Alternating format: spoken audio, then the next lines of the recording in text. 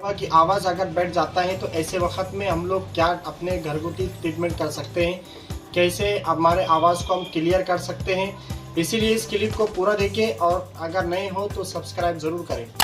दोस्तों मैं सबसे पहले आपको बता दूं कि आवाज़ का बैठ जाना ये जो अपर रेस्पिरेटरी ट्रैक है उसके रिलेटेड ही बहुत सारे ऐसी प्रॉब्लम होती हैं जो इसके बाइस बन जाती है। या फिर एक्सटर्नल अगर कोई देखे तो ये बहुत ज़्यादा चीखना, चिल्लाना, शोर करना, या फिर बहुत जिसको इस तरह की जो ऑक्यूपेशन होता है बहुत सारे लोगों का सिंगिंग वगैरह का, तो ऐसे वक्त में इन लोगों को ऐसी तकलीफ़ें हो जाती हैं। तो ऐसे में इंसान बहुत कोशिश करता है लेकिन उसको तकलीफ़ होती है, आवाज़ निकलने में दुश्वारी आती है और इसी के चलते वो परेशान भी हो जाता है। तो ऐसे में मैं आपको बताऊंगा कि इसकी क्या क्या वजह है और उसके बाद आपको घरगुती कुछ उपाय बताऊंगा और यूनानी का बहुत अच्छा नुस्खा बताऊंगा।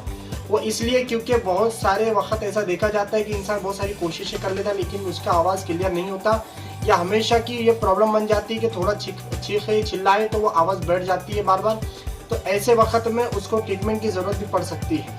ट्रीटमेंट की ज़रूरत कब पड़ेगी? याद रहे कि एक्सपर्ट का मानना है कि 3 हफ्ते तक अगर आपको ऐसी प्रॉब्लम है जिससे रिलेटेड जो है दूसरी तकलीफ़ें भी हैं, ऐसे वक्त में आपको ट्रीटमेंट की ज़रूरत पड़ सकती है, डॉक्टर से मिलने की ज़रूरत पड़ सकती है। लेकिन उससे पहले आपको मैं कुछ यूनानी फार्मूले उपाय भी बताऊंगा जिसको आप ज़रूर देखें। तो इसके कॉजेज़ की अगर हम बात करें दोस्तों तो मॉडर्न कॉन्सेप्ट के मुताबिक ये बहुत सारे इन्फेक्शन, बैक्टीरियल और वायरल इन्फेक्शन की वजह से हो सकता है। लैरिंजाइटिस है, फेरिंजाइटिस है, टॉन्सिलाइटिस है, इसके अलावा किसी तरह के वायरल फ्लू की वजह से हो सकता है।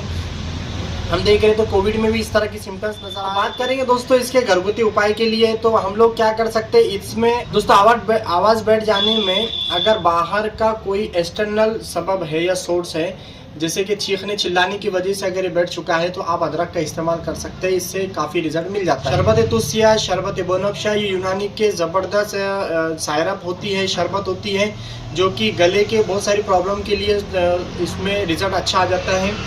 और बनफशा की चाय या बनफशा का नीम गरम करके गले पे बांधना भी अच्छा होता है, इसकी वजह से काफ़ी फ़ायदा हो जाता है। बैरूनी तौर पर गले या रोगन कद्दू या गाय का घी नीम गरम करके मालिश अगर की जाए तो इससे भी काफ़ी रिजल्ट मिल जाता है। तो ये घरगुती कुछ उपाय जो आप कर सकते हैं।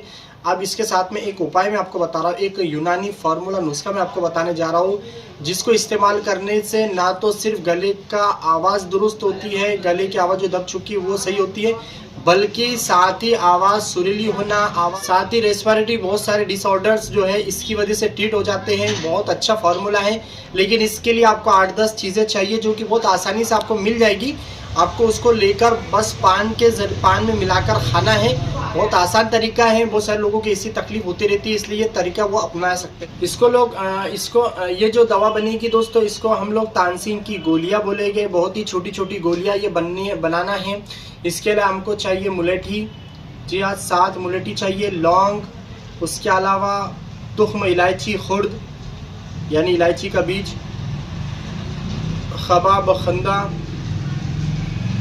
नागर मोता, बालछड़, कस्तूरी खालिस, दालचीनी, बुरादा संदल सफ़ेद, सत पुदीना और ज़ाफ़रान। ये सब चीज़, इन सबको कुट छानकर मूंग के दाने के बराबर गोलियां बनाना है और 1 से 2 गोली पान में रखकर हमको खाना है सुबह शाम।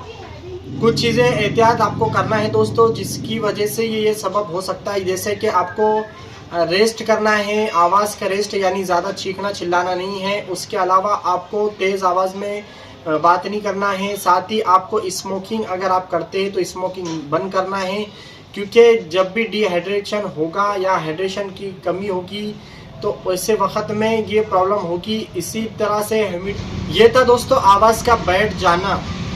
एफोनिया भी इसको मेडिकल टर्म में कहते हैं, लेकिन याद रहे ये अगर प्रॉब्लम 3 हफ्ते से ज़्यादा बढ़ जाती है तो डिस्फोनिया भी हो सकता है, जो कि 7th क्रैनियल नर्व की प्रॉब्लम की वजह से होता है। इसलिए डॉक्टर से मिलना आपके लिए ज़रूरी हो जाता है। आई होप आपको ये बातें अच्छी समझ में आ गई होगी। कोई कन्फ्यूज़न है, कुछ सवालात आपके जहन में हैं या किसी टॉपिक पे आप रिव्यू चाहते हैं और उसका यूनानी ट्रीटमेंट चाहते हैं, समझना चाहते हैं, तो आप बिल्कुल कमेंट कीजिए, जवाब मिलेगा आपको। Thank you.